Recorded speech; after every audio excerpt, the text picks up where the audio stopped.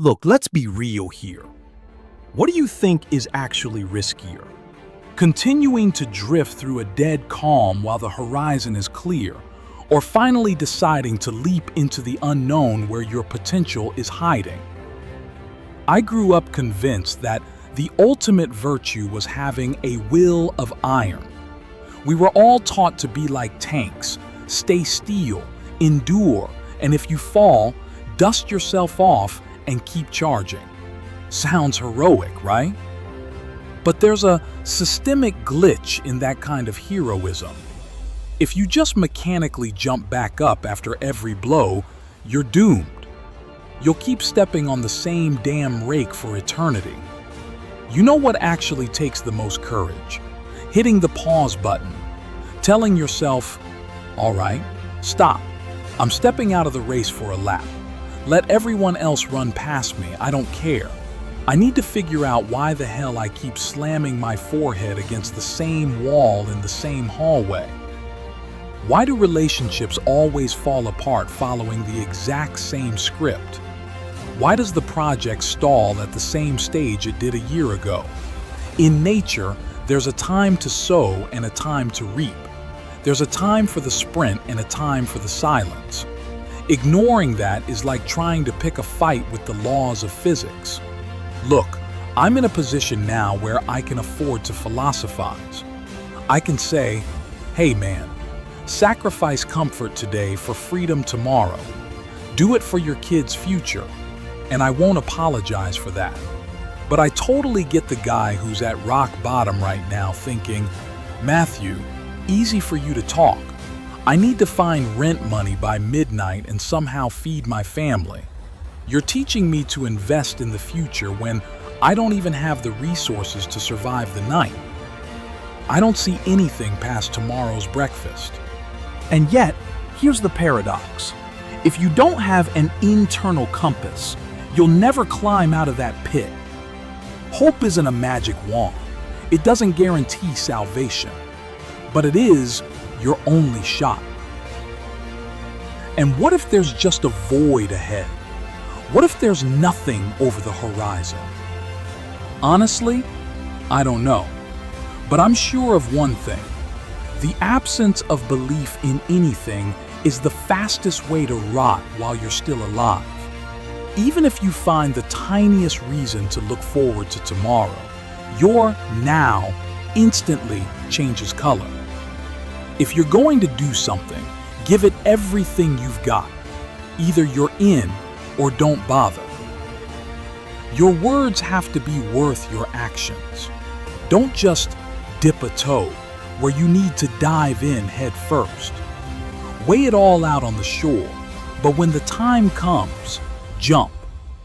See the game through to the end, whatever it costs. The worst thing is to hang in uncertainty and then spend years wondering, what if I had taken the risk back then? That's the stuff that actually robs you of sleep. Half-assing things kills us from the inside. It doesn't matter if the risk turns into a triumph or a disaster. The point is to come out of the process, look in the mirror, and say, I didn't slouch. I went all the way and found out this door isn't for me. Or, yes, this is my path. That is what freedom is. We often live our lives at low RPMs, lying to ourselves. We're afraid of being egoists. But if you aren't full of yourself, if you haven't studied your own gears and demanded honesty from yourself, you're just an empty vessel. You need to know how to praise yourself for real wins and how to give yourself a good kick when you start slacking, even though you know you're capable of more. Someone once threw this at me. Matthew, you're so full of yourself. I didn't even blink. I said, well, who else am I supposed to be full of? Who else is steering my reality? That thought became my manifesto. We need more people who aren't afraid of their own reflection. You need to be able to look in the mirror and say, nice work, man. That was your plan, and you nailed it. and just as clearly admit, you blew it here. This one's on you. Take responsibility. Happiness is a variable, but satisfaction is the result of the right habits. Knowing how to minimize pain, that's already a world-class victory. Notice the paradox? We're ready to be defense attorneys for the whole world, but we remain the most brutal prosecutors for ourselves. We easily find words of support for a friend who stumbled, but we're ready to devour ourselves for the same mistake. But look, if you're the one to blame for your own wreck, that's actually great news. It means you are the one who can fix it. Acknowledge the defeat, fix what you can, and turn the page. Regret and guilt are poisons that kill faster than old age. You are the screenwriter of your life. I've built a system of habits for everything: health, relationships, faith. And you know what? When I stick to them, the number of crashes in my life drops significantly. What's the ultimate irony? We build our lives looking forward, but we only understand them when we look back at the ruins. Only in retrospect does the chaos turn into a system where every detail was in its place. Every goodbye was the beginning of something new. That's the magic of moving into the dark. You always have a lever. Even if you don't know where to go, you know exactly where you don't want to return. That's already enough to start. People often ask me, how do I find myself? Look, I tell my kids, self-discovery is a path of exclusion. As the classic said, we are what we create. It's much easier to cut away everything that is definitely not me than it is to try and grope for some abstract true self. Just shed the extra ballast. Sometimes you need to decelerate, exhale, and thank life even for the storms that knocked you off course. You know my favorite trick? Turning the lead of failure into the gold of experience. How do you do that when things are truly spiraling? First, I lie to myself. I intellectualize the pain.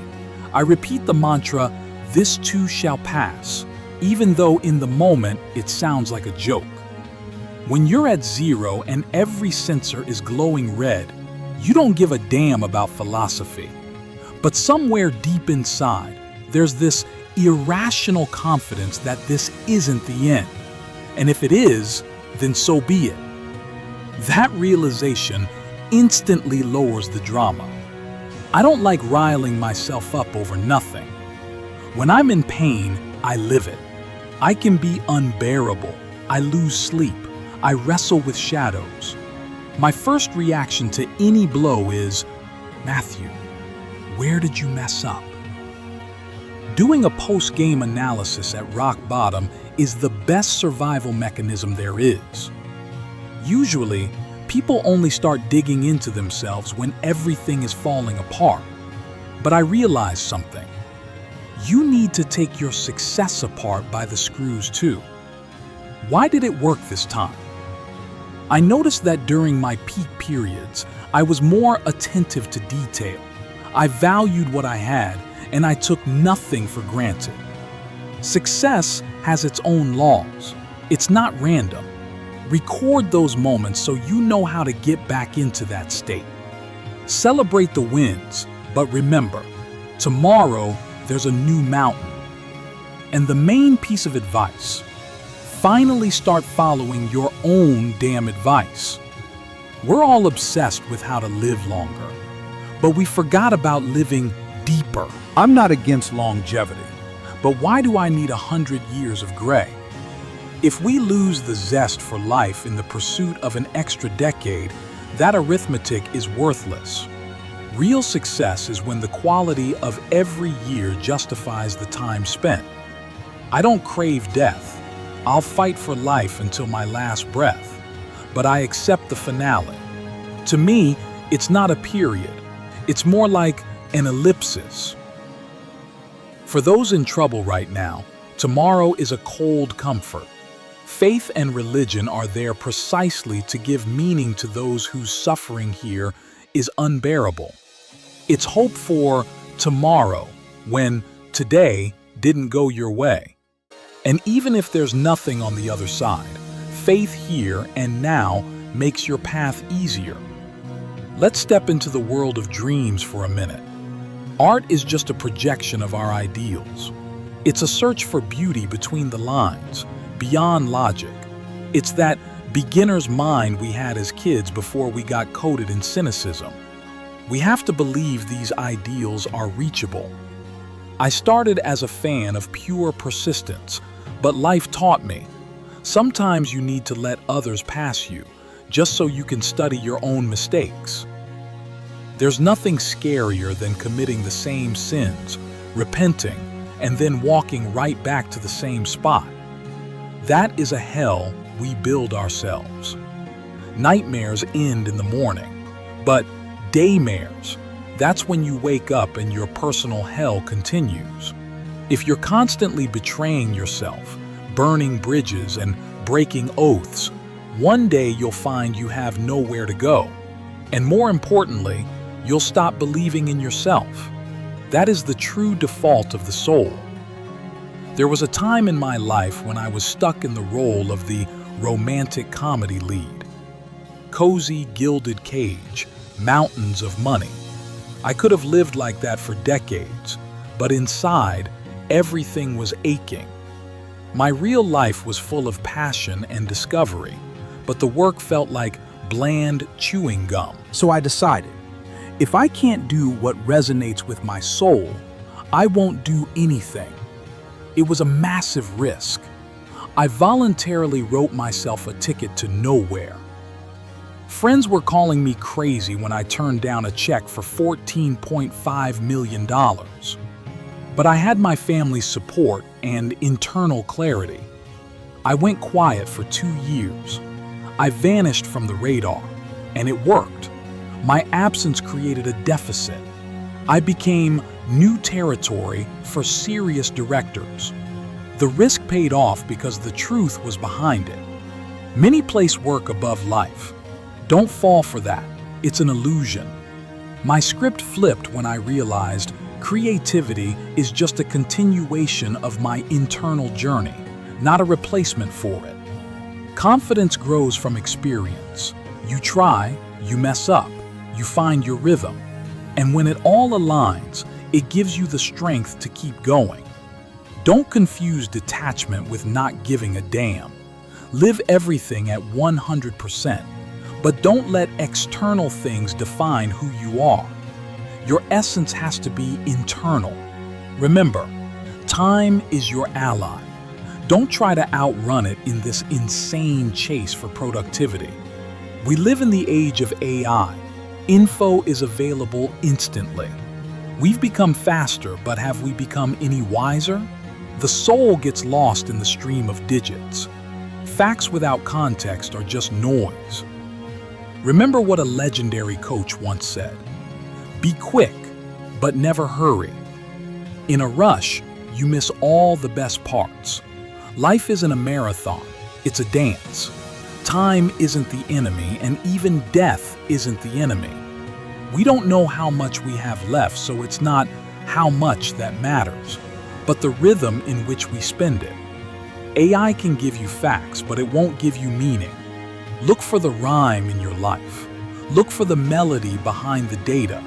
Wake up. The clock is ticking, but time is on your side.